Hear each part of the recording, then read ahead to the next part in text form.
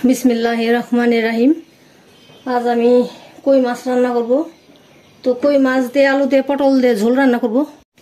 तो ये हलो आमार कई माछ। तो एखाने आमी लबण और हलुद माखाये माछटा भाइजे निमु। कड़ाईते आमी प्रथमे तेल दिए देई माछटा भाइजे निमु। बिस्मिल्लाह।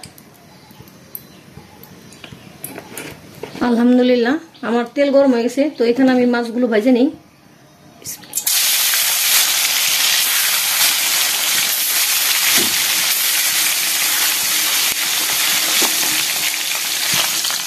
আলহামদুলিল্লাহ তো আমার মাছ ভাজা শেষ। মাছ ভাজাগুলো তুলে নিই।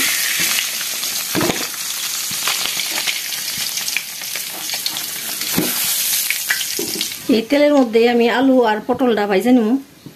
দিয়ে দেই বিসমিল্লাহ। আমার পটল কম আলু বেশি, আপনারা চাইলে সমান সমান দিতে পারেন।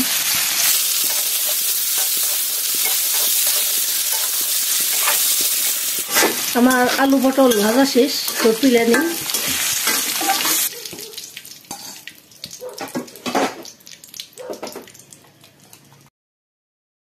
তো এখানে আমি কিছু পেঁয়াজ কুচি দিয়ে দিলাম।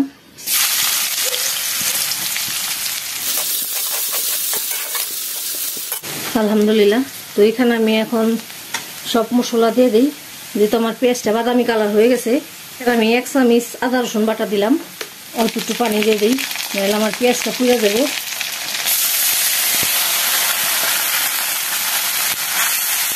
আর পেঁয়াজটা পুড়ে গেলেই আমার তরকারিটা কালো হইব, যে কারণে আমি পানি দিয়ে দিলাম।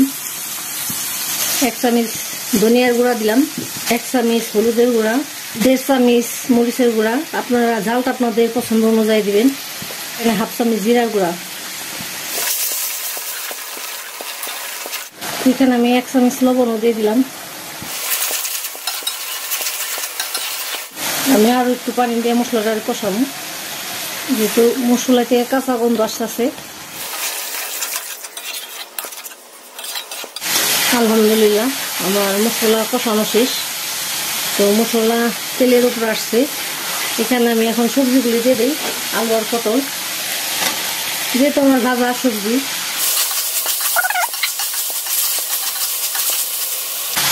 এখানে পানি দিয়ে দিই।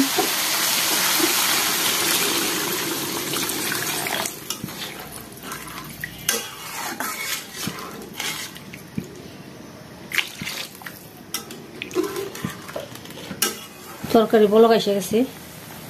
এখানে আমি এখন মাছগুলি দিয়ে দিই।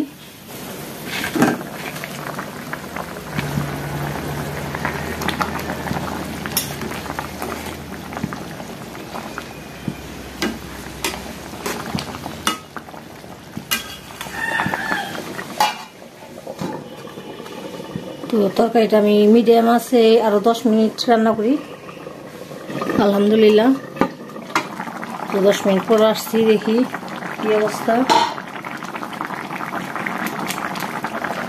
তো এখানে আমি একটা বড় সাইজের টমেটো কেটে রাখছি, সেটা দিয়ে দিলাম।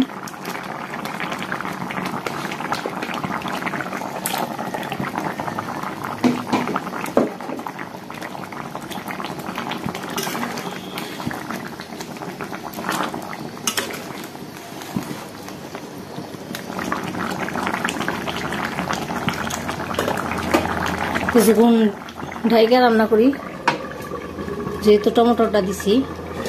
আলহামদুলিল্লাহ। তো তরকারি রান্না করা শেষ। আমি সার্ভ করে আপনাদের দেখাই।